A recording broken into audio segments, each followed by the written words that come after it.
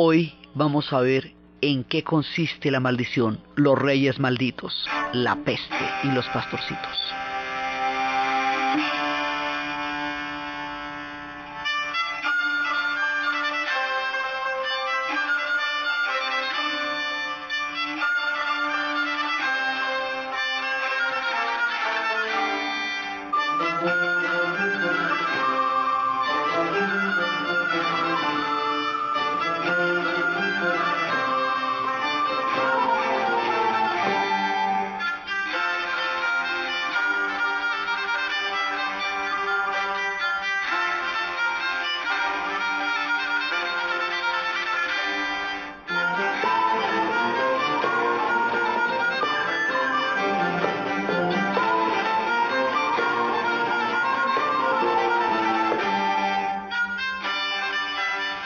La vez pasada estábamos viendo cómo Felipe IV el Hermoso, habiendo llevado a Francia a un momento maravilloso de su historia y de su reinado, habiendo sido un rey poderosísimo y un rey impresionante, primero va a dominar inclusive el poder del papado, que era el poder más grande que había en su época. Se va a anexar un montón de regiones, va a convertir el reino en un reino muchísimo más grande. Digamos, Francia en ese tiempo estaba en un momento muy bueno de su historia, pero él va a perseguir a los templarios. Y habíamos visto cómo en ese proceso de crear un poder único, va destruyendo todos los demás poderes que están a su alrededor y que siente una amenaza. Y como los templarios eran un poder, un estado dentro del estado, una iglesia dentro de la iglesia y una fe dentro de la fe, lo amenazaban en todo sentido para su poder. Y había logrado dominar el papado, ahora tenía que dominar a los templarios. Y habíamos visto cómo había creado alrededor de ellos una cantidad de infamias, de calumnias, les había levantado una cantidad de chismes malignos, y como era una orden secreta, cualquier cosa se podía creer de una orden secreta. Habíamos visto cómo había engañado a Jacques de Molay, quien estaba fresco en Chipre, y lo había hecho ir a Francia y lo había detenido y lo había encarcelado, y como ese viernes 13 había encarcelado a todos los templarios en una sola noche, de una sola jugada, y cómo los había llevado al tormento y los había llevado a la hoguera y los había llevado al exterminio, y aquellos a quienes les había dicho que su confesión les salvaría la vida, de todas maneras los terminó matando. Y fue una campaña contra los templarios, fue hecha a base de engaños, a base de mentiras, a base de infamias, a base de tortura, a base de hogueras. Digamos, fue una campaña absolutamente terrible, terrible contra todos los templarios, que habían sido durante tanto tiempo caballeros de honor y de fe en la historia de Francia, que la orden del Temple se había constituido en una orden tan importante de la construcción de Francia como pueblo, y este los acaba. Y eso le va a costar. Ustedes no se imaginan lo que le va a costar eso. La vez pasada habíamos dicho cómo en el momento en que el gran mestre de los templarios, Jacques de Molay, se encontraba ya en la hoguera, cuando las llamas estaban envolviéndolo, cuando su rostro ya se veía iluminado por la llamarada, surgen las palabras terribles. Habíamos visto cómo había dicho: Papa Clemente, Caballero Guillermo, Rey Felipe, antes de un año yo os emplazo para que comparezcáis ante el tribunal de Dios para recibir vuestro justo castigo. Malditos, malditos, malditos hasta la 13ª generación de vuestra estirpe. Y habíamos visto cómo las llamas habían entrado en la boca del gran mestre y habían sofocado el último grito, y que durante un tiempo se produjo un silencio interminable cuando él se debatía contra la muerte.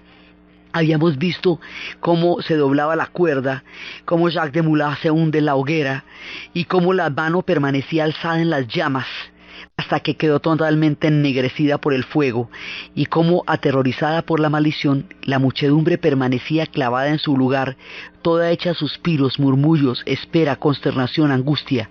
Todo el peso de la noche y el horror había caído sobre ella. El último crepitar de las brasas la hacía estremecer, las tinieblas invadían la luz menguante de la hoguera. El arquero instalaba a la gente y la instaba a que dejara, pero nadie se iba. no nos maldijo a nosotros, sino al rey, susurraban. Y las miradas se dirigían hacia la galería. ¡Qué equivocados estaban! La maldición no solamente fue contra el rey, la maldición fue contra toda Francia. Y de aquí para adelante va a empezar un proceso donde Francia se va a hundir en las tinieblas, después de estar atravesando un periodo chévere de su historia, digamos, de estar como pa'lante, como haciéndola bien. De aquí en adelante le vienen las cosas más terribles que ustedes se puedan imaginar. Y el hecho de que Francia vaya a vivir un periodo de oscuridad tan grande, que vengan todas las maldiciones, que caiga sobre ella una guerra de 100 años, que en la mitad de la guerra hayan hordas desbocadas atracando caminos, y que después venga la peste negra, y que después venga toda la ruina que va a caer sobre ellos, hasta que finalmente salgan del horror a través del misticismo de Juana. Todo eso nos va a demostrar que los pueblos todos, hasta los más grandes, hasta los más inmensos, han atravesado periodos de oscuridad en su historia. Y aún así, y por terribles que parezcan, no son una condena, sino etapas que los pueblos viven para llegar a encontrarse en su destino y en su imaginario colectivo. Entonces empezamos. La maldición arranca por los reyes, primero que todo. Dice Humberto Eco que en el péndulo de Foucault, que existe una leyenda, un comentario que dice que un hombre, en el momento en que había sido decapitado Luis XVI, ya en tiempos de la Revolución Francesa, y cuando su cabeza rodaba sobre una cesta, levantó la cabeza sangrante y dijo: Jacques de Molay ha sido vengado. Esto resulta tremendamente inquietante si tenemos en cuenta que aquí van a acabar los reyes Capeto, van a empezar los Valois y después van a venir los Borbones, pero todos están emparentados de la sangre de los Capetos, porque el Valois va a ser un primo de ellos y el Borbón viene del mismo tronco. Si uno lo mira así, teniendo en cuenta que aunque las casas dinásticas vayan a variar, el tronco es común a todos y la sangre corre por las venas de todos, ¿podría esa ser la 13ª generación de su estirpe? ¿Hasta allí llegaría la maldición en términos de las dinastías reales? Esas cosas las señala Humberto Eco, que dicen que dijeron en el péndulo de Foucault. Pero el tema es que esto se va a complicar. Entonces, a partir de esa maldición, se va a presentar porque precisamente el rey Felipe, el papa Clemente y Guillermo de Nogaret, el señor de Nogaret, antes de un año ya están muertos. Ni me diga cómo, antes de un año ya todos se fueron. O sea que comparecieron ante el tribunal de Dios en el exacto plazo en que el mestre de los templarios lo había dicho. Y de aquí para adelante se va a complicar esto. Primero lo vamos a ver en términos de los reyes. A esta maldición se le atribuye la suerte tan adversa que van a tener todos los que sigan de aquí en adelante. Y esos que siguen aquí en adelante, por esta maldición de la orden, se conocen con el nombre de los Reyes Malditos. Y esta saga va a ser llevada a la literatura por un tipo impresionante que se llama Maurice Drummond, en una obra que va a realizar a lo largo de 20 años de su vida, desde 1955 hasta 1977. Se conoce con el nombre de Los Reyes Malditos. Se compone de 7 novelas. El Rey de Hierro es la primera, La Reina Estrangulada es la segunda, Los Venenos de la Corona, La Ley de los Varones, La Loba de Francia, La Flor de Lis y el León, teniendo en cuenta que la Flor de Lis es el emblema de Francia y el león es el emblema de los ingleses y de los Plantagenet, y de cómo un rey perdió a Francia. Las 7 novelas constituyen una saga de no respirar que se llama Los Reyes Malditos. Esa es la historia que vamos a contar a partir del momento en que estas terribles palabras fueron proferidas mientras el fuego ahogaba ya su boca, la del mestre de los templarios, Jacques de Molay.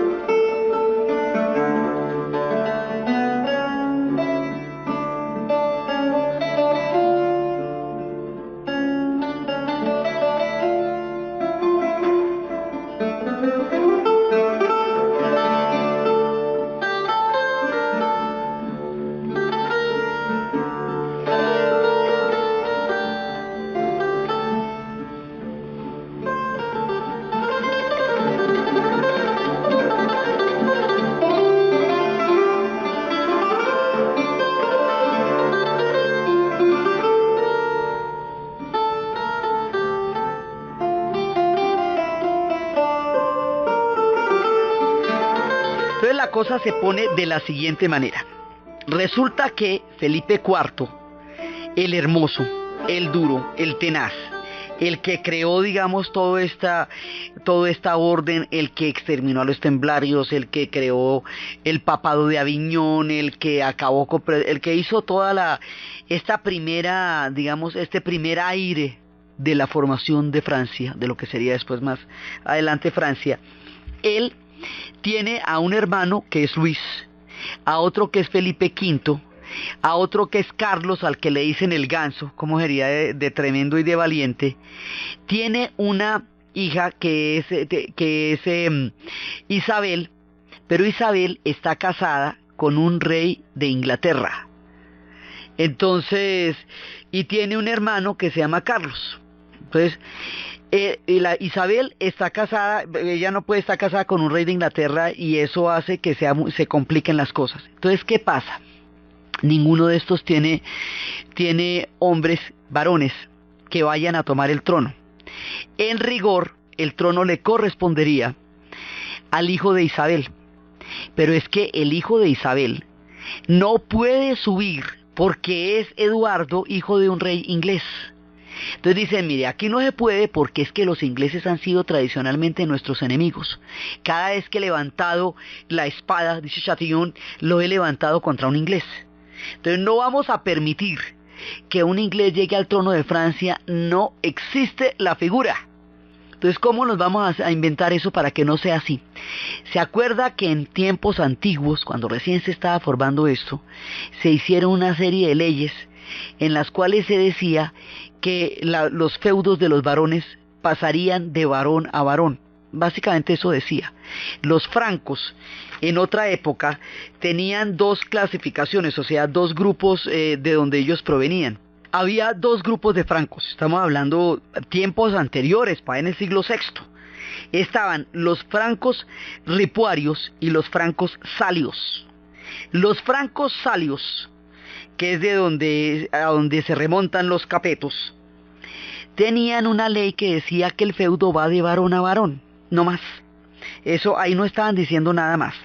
Entonces la jugada que van a hacer estos reyes para impedir que un rey de Inglaterra llegue al trono de Francia es tomar esa ley que por los francos salios se va a llamar la ley sálica. Y esa ley sálica dice que ninguna mujer puede llegar a la corona de Francia. De esa manera neutralizan a Isabel y empieza toda la discusión acerca de si un hijo proveniente de ella puede llegar o no. Entonces esa ley se la va a inventar Felipe V. ¿Para qué? Para poder subir él al trono. Así de simple. O sea, se hace una maniobra dinástica por allá, saca una ley que estaba guardada en un cajón y la instaura para poder llegar él al trono. Tan simple como eso. Entonces el hombre se sube en el trono y en ese momento empieza, no hay descendientes varones. No hay ahí quien, pues después de él no va a tener nadie descendiente, ni Luis, ni Felipe V va a tener descendientes varones. Además están de malas que él proclama que ninguna mujer puede llegar al trono y no tiene sino niñas, para que vos veáis. Entonces, tampoco, no hay por dónde. Entonces, eso va a producir, la ley sálica va a hacer que al no haber quien los vaya a descender, él va a proclamar los estados generales para llegar a la ley sálica. No hay ningún argumento por el cual una mujer no pueda llegar al trono, simplemente lo decretan así y a ver, ¿y qué? Entonces, en ese momento se acaban los capetos y ahí hay un problema de descendencia bravísimo. Se acaban los capetos y los capetos habían tenido 12 reyes. Y estos reyes habían gobernado frescamente, habían tenido una muy buena sucesión al trono, porque siempre nombraban al hijo que lo iban a suceder cuando el hombre muriera. Entonces nunca tuvieron problemas. Otros reinos en Europa se vieron metidos en fragmentaciones porque por la sucesión del trono, pero ellos lo habían logrado durante tanto tiempo y esto le había dado mucha estabilidad a Francia. Aquí ya no va a haber estabilidad. Entonces lo primero que pasa es que la rama de los capetos se queda sin el trono directo y aparece el hijo de un hermano de Felipe, que es Carlos de Valois. Ya, pero porque eso ya son los Valois. Es un primo, O sea, sí es de la familia, pero no es un Capeto, es un Valois, eso ya es otra cosa. Entonces, aquí hay un problema con la descendencia por esa ley, pero además hay otro problema. Resulta que Luis, el turbulento, está casado con Margarita de Borgoña. Y la princesa Margarita de Borgoña tiene amores. Son dos princesas, Blanca y Margarita. La princesa Margarita de Borgoña, que le dicen Luis el turbulento, Luis el obstinado, ese tipo está casado con ella y resulta que aquí se desata la tenacidad de la novela y de la historia. Hay un personaje que urde todos los hilos, es un personaje que se llama Roberto de Artois. Y Roberto de Artois quiere que le den un condado, el condado de Artois, pero ese condado lo tiene su tía, la condesa Mahon. Entonces él trata de aplicar la ley sálica a eso, a los condados, una ley que va para los reyes, trata de aplicarla al condado, para que le den el condado de Artois. Entonces eso no lo va a poder hacer, Mahon no se lo va a permitir, y el hombre se va a meter en unas intrigas, es un remalo tremendo. Entonces, entre todas las intrigas que hace, para un lado y para el otro, se alía con Isabel, la que está en Inglaterra, y se ponen a buscarle el quiebre a Margarita, que es una manera de buscarle el quiebre a Luis. Entonces resulta que Margarita y Blanca, las dos princesas, tienen amantes, y los han tenido por 5 años. Entonces Isabel le tiende una trampa. La trampa consiste en que ella le regala como una carterita de adorno, que igual lo usaban los hombres que las mujeres. Entonces ella se lo regalan a los respectivos amantes. Entonces ella pone en conocimiento al rey de que de su esposa, le dice al padre del rey, primero le dice: esas muchachas a mí no me gustan. Dice: pero a usted nunca le gustaron. Dice: no, es que no es solamente un problema de afectos, es que no son fieles. Entonces siembra la duda, y las carteritas estas se constituyen una prueba. A los dos amantes de las dos princesas con quienes estaban la noche que murió el último de los templarios, les van a pegar una torturada, la cosa más impresionante. Primero les van a romper todos los huesos. Después de que le rompen todos los huesos, los van a despellejar y luego los castan y luego ya los terminan de matar. Entonces, en esa época los castigos eran terribles, hasta cuando este mismo pueblo vaya a desarrollar más adelante los derechos humanos y vaya a hablar en contra de la tortura y todo eso. Pero el rato va a pasar de este momento a cuando eso suceda. Entonces, ¿qué pasa? Que al hacer eso, ellos confiesan absolutamente todo, porque diga, en una condición de esas, entonces confiesan que llevaban 5 años con las princesas, que se veían con ellas. Había otra chica que se llamaba Juana, pero a ella no le pudieron probar nada, pero sí ella tenía conocimiento. Entonces estas dos princesas van a ser confinadas, sí, van a ser llevadas hasta el cadalso, van a estar mucho tiempo encarceladas y después las van a matar. La reina va a quedar estrangulada, Margarita de Borgoña. Cuando Margarita de Borgoña entra a la cárcel, mira directamente a Isabel. Isabel estaba casada con un rey al que le gustaban los hombres, que nunca estaba con ella y que la humillaba presentándole sus amantes y haciéndolos evidentes ante ella. Entonces Margarita de Borgoña se queda mirándola a los ojos y le dice de una mujer a otra: a mí me van a enterrar en las sombras de la oscuridad y a lo mejor me maten, pero yo conocí la primavera y conocí la fuerza de un hombre, y eso es una cosa que usted nunca va a saber qué es. Y la encierran en las sombras. Entonces el problema es que cuando empieza a rodar todo el chisme, Luis, el esposo de Margarita, empieza a decir que su hija, la pequeña Juana, es bastarda. Y si él es el mismo que dice que su hija es bastarda, y además hay una ley ahí que no permite que las mujeres lleguen, entonces no hay descendientes. Y como no hay descendientes, entonces es cuando suben Carlos de Valois, pero la rama de los Capetos queda trunca ahí. Y ahí, cuando se acaba la línea de los Capetos, que durante 12 reinados había logrado tener una estabilidad en Francia, ahí esto se empieza a desordenar, porque el lío por la descendencia se va a volver muy complicado. El primer problema que vamos a enfrentar acá es la descendencia. Entonces Roberto de Artois no va a poder lograr su condado. Una cantidad de maniobras se interponen en su camino. El otro se había aliado con Isabel, contra Margarita. Su enemiga era la condesa Mahón, que era la que tenía el mismo derecho que él a las tierras de Artois. Entonces el tipo dice, si yo no tengo mi tierra, por lo menos voy a tener mi venganza. Entonces, en ese momento, él cavila en la posibilidad de unirse con el rey de Inglaterra, ¿sí? A ver cómo hace. Y eso va a generar precisamente una confrontación entre los dos. Entonces, cada una de estas novelas va a mostrar un pedazo de la historia, y aquí pasa de todo, porque los reyes efectivamente van a morir envenenados, y hay un momento en que uno de los reyes se muere y el perro llega y lame la sangre del hombre y se muere el perro. Ustedes imaginan el lío que se va a armar. Entonces, en todas las intrigas de todo lo que van a estar haciendo. Y más adelante a la loba a Isabel, que después van a llamar la loba de Francia, porque los veneros de la corona es cuando la condesa Mahón, para vengar el asesinato o la ejecución de Margarita de Borgoña, sí, que es su pariente también, lo que va a hacer es que ella va a envenenar a Luis. Entonces, cuando ella envenena a Luis, o sea, al esposo, al que dijo que la hija era bastarda, a Luis el turbulento, lo van a envenenar. Y ahí es cuando le digo que un perro lame la sangre de él y se muere el perro, y se arma la más tenaz con eso. Esos son los venenos de la corona. Entonces, después viene la ley de los varones, que es la manera en que bloquean la descendencia femenina. Entonces después viene la loba de Francia, que es Isabel. Entonces Isabel, después de haber llevado a la muerte a las dos princesas, y a la tortura y al horror a los dos amantes, sí, a Walterio y a Felipe, que eran los amantes de las dos princesas, viene la parte de ella, y es que hay un personaje que se llama Roger Mortimer, que en conjura con ella va a asesinar a este rey, que era el que le digo yo que el rey le gustaban los hombres y la humillaba, haciendo evidente ante ella los amantes, y lo van a asesinar de una manera absolutamente terrible. Lo van a atravesar con una espada candente.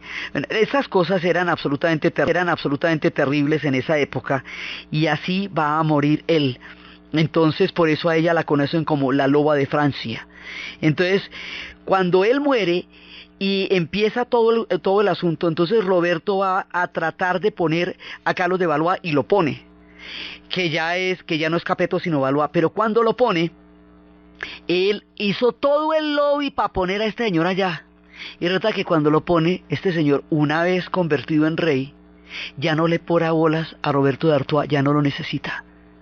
Y Roberto de Artois se siente traicionado, se siente profundamente herido. No le dieron el condado de Artois, pero le decían, mire, le podemos dar toda la plata que usted quiera, el problema no es de dinero. Yo no puedo garantizar que mi descendencia tenga la fuerza que yo tengo, y la única manera como yo puedo garantizar mi descendencia es que yo tenga el condado de Artois, que el condado sea mío, pero eso era de la condesa Mahón. Entonces, por eso no le había tocado a él. Entonces, finalmente todo el mundo le va a fallar. El hombre va a quedar perseguido, va a quedar proscrito, va a estar de fugitivo de reino en reino, y va a sentir un rencor terrible. Su vida va a ser turbulenta, y en medio del rencor, en medio del fracaso para contener el condado de Artois, después de haber hecho las que hizo, después de ser responsable de la muerte por instigación de Margarita y de Blanca, aunque él no las haya matado personalmente, después de porque él es, en su venganza y en su maldad, va articulando toda la novela, y en la historia es un personaje importantísimo también, de la misma casa dinástica, que es el que está urdiendo los hilos del poder. La condesa Mahón y Roberto de Artois, en su profunda enemistad, están uniendo todos los hilos del poder. Entonces él pierde la batalla ahí y decide ir donde los ingleses. Entonces decide de instigar al hijo de Isabel, a Eduardo, para que se vuelva rey de Francia. Pero si no, de que todo el lío se hizo para que ningún rey de Inglaterra llegara a ser rey de Francia. Precisamente ellos van a ser archienemigos, los ingleses y los franceses van a ser enemigos mortales desde este momento hasta las posprimerías de la Primera Guerra Mundial, cuando firmen la alianza de la Entente Cordiale. O sea, hasta el siglo XX van a ser enemigos desde esta época acérrimos. Van a estar trenzados en las más agrias de las guerras. Entonces, esto va a hacer que al enfrentarse las dos casas, la Valois, y al enfrentarse con los ingleses se vayan a la guerra. Roberto de Artois morirá sin haber conseguido sus objetivos. Iniciará una guerra que durará 100 años. Y esta guerra de los 100 años es la que va a sumir a Francia en la oscuridad.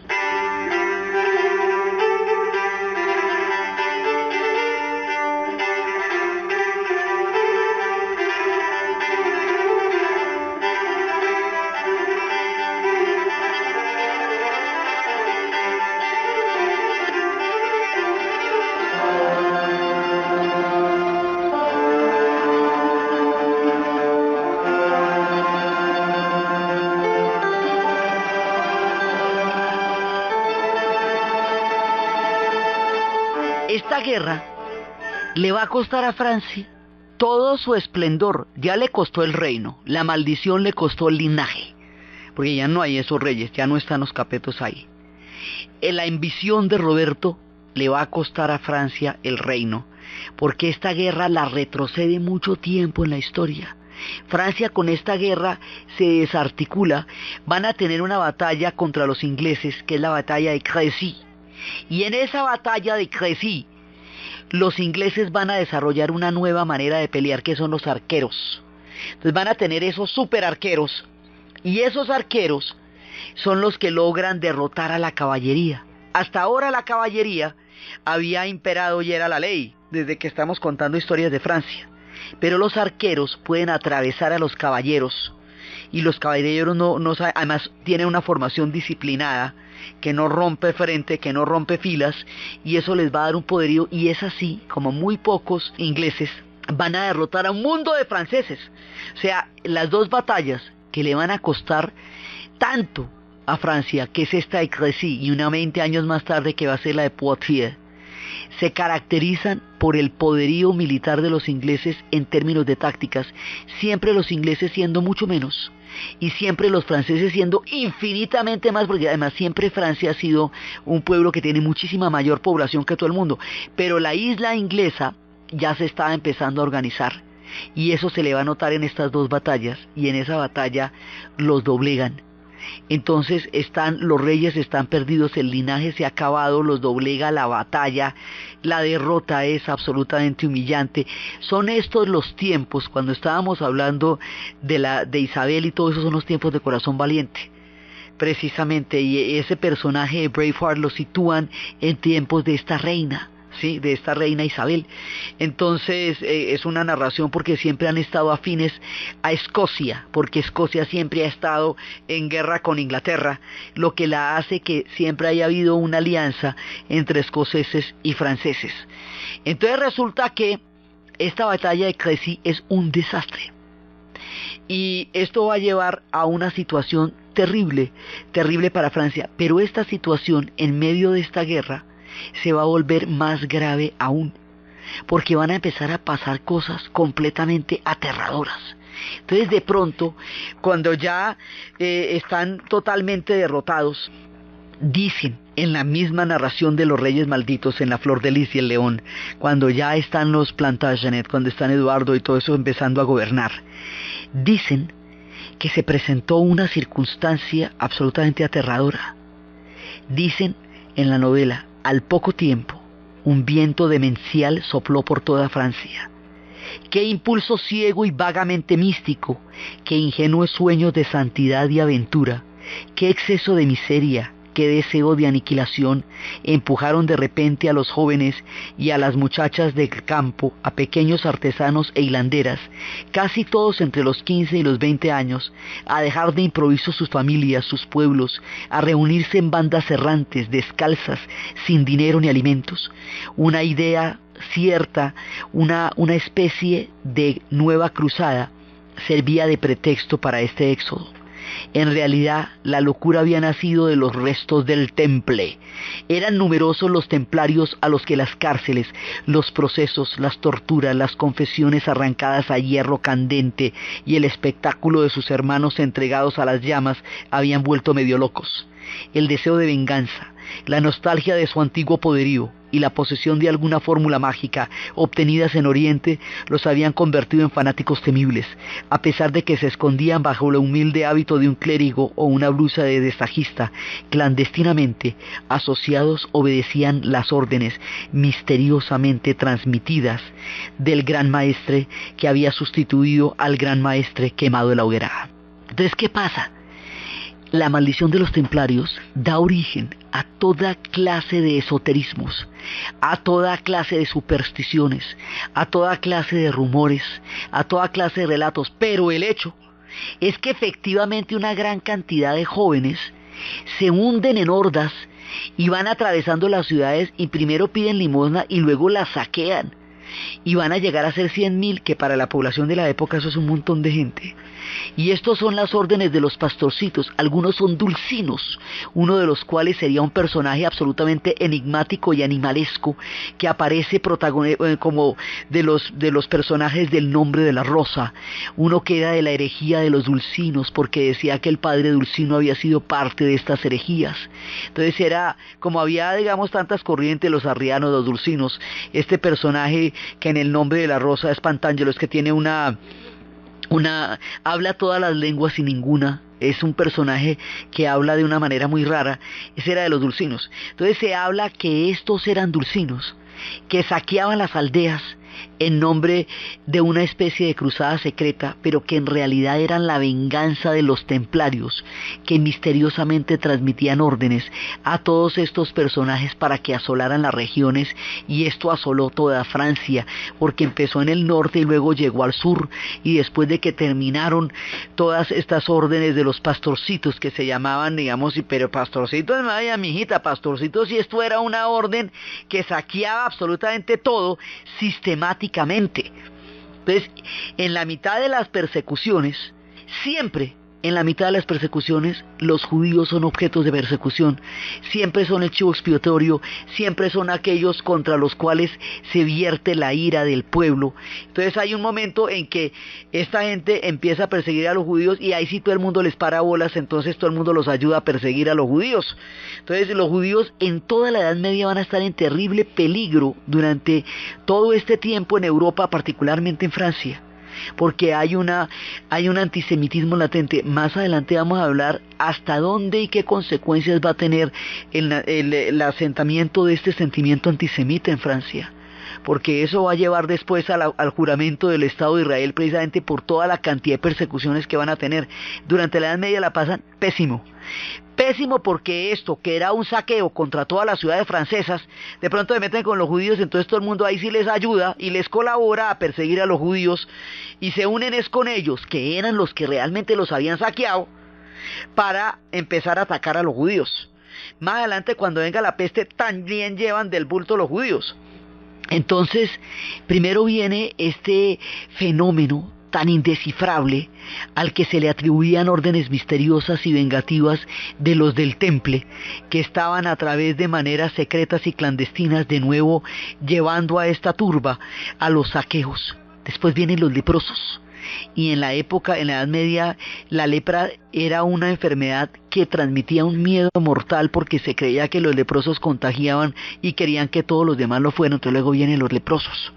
Entonces la cosa se va complicando, porque la inestabilidad de Francia, entre la guerra, entre la crisis de la corona, entre las órdenes de la gente que está saqueando, hay una sensación como que se está desintegrando todo, y cuando la sensación de que se está desintegrando todo parecería afincarse en la gente, faltaba lo peor. Ahí sí que venía lo más grave.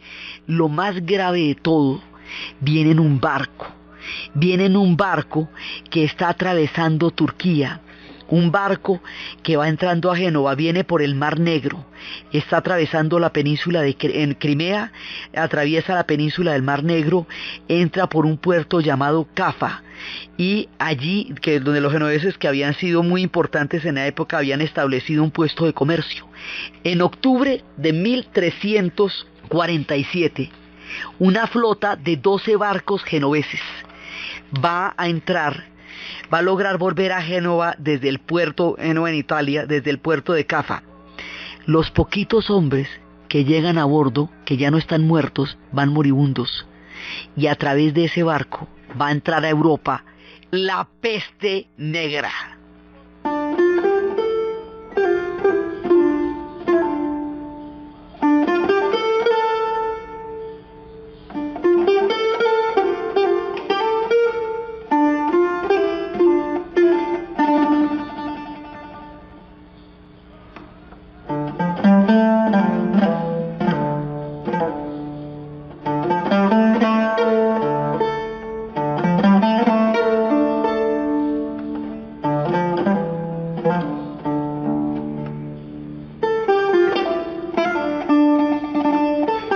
A principios de 1348 ya la peste estaba en Francia, y luego, ya más adelantico, había llegado a Inglaterra.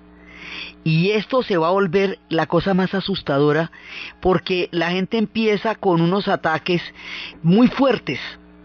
El enfermo moría normalmente 3 días después de aparecer los primeros síntomas de la enfermedad. Tenía unas manchas como hemorrágicas que se volvían oscuras. Por eso se le llama la peste negra. Era un mundo que no tenía una cultura de higiene, no tenía, como dirían, respeto por el jabón. Entonces la gente no se bañaba, eso se propagó incontenible. Además la gente ni sabía cómo hacer nada con eso.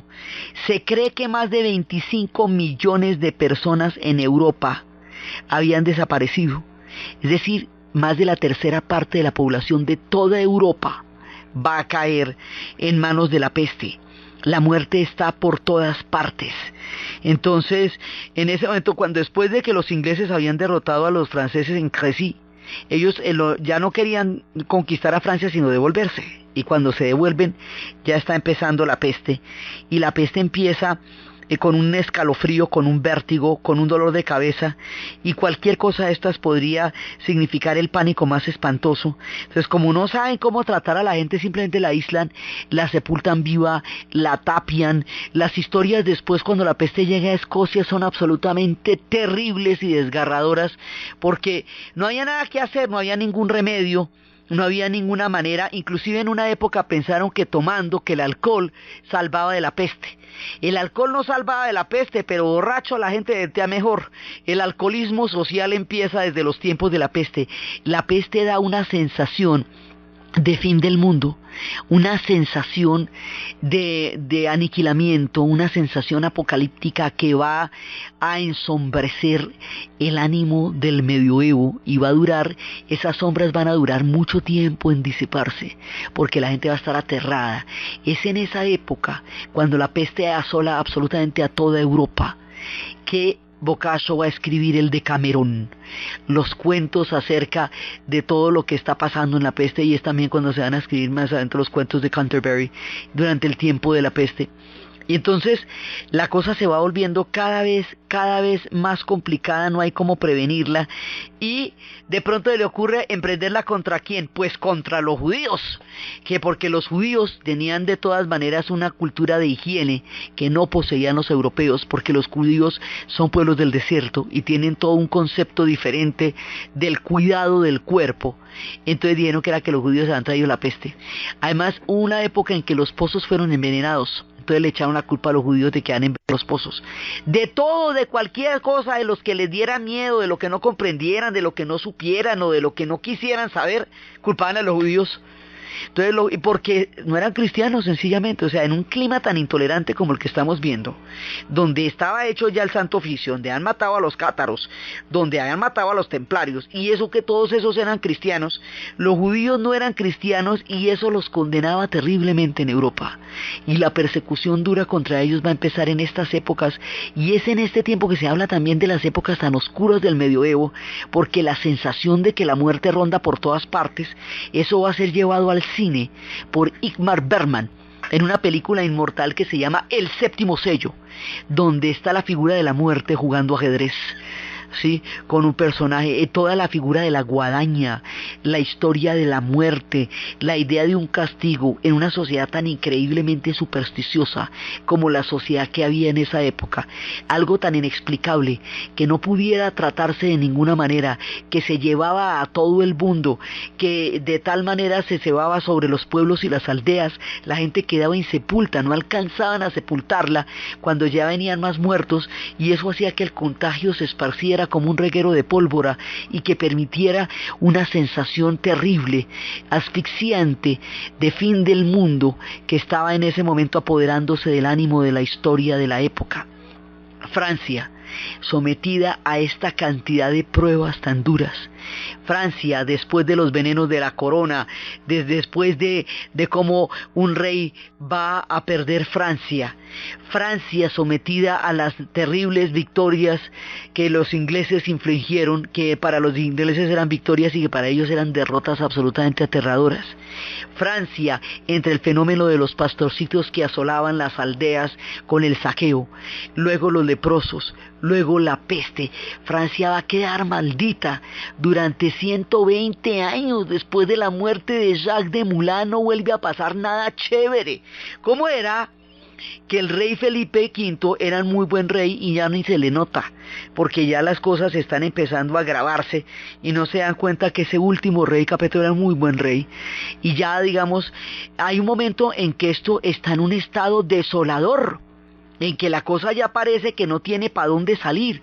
Por eso les digo que los pueblos que después serían muy grandes también atravesaron épocas muy duras. Nadie nació de una manera fastuosa desde el principio. Cuando la cosa está realmente grave, cuando eso nada parece restituir un orden que se había logrado crear durante poco a poco, durante tanto tiempo, desde Carlomagno para acá estábamos haciendo una cosa chévere, ¿sí? Y esto va a ensombrecer a todo el mundo, como se cree que es un problema místico, que es una maldición la que los tiene a ellos en esa situación de postración y de horror. Como se cree que todo eso viene de allá, solo una figura mística, solo una figura que esté revestida de un carácter también religioso, porque todo esto se mueve dentro de un universo muy religioso.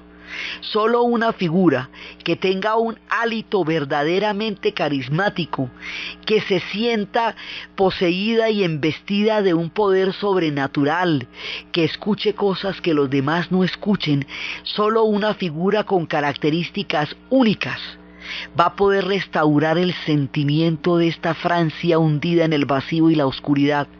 Solo una figura de esa naturaleza puede traer la esperanza a un pueblo que llegó a perderla casi por completo.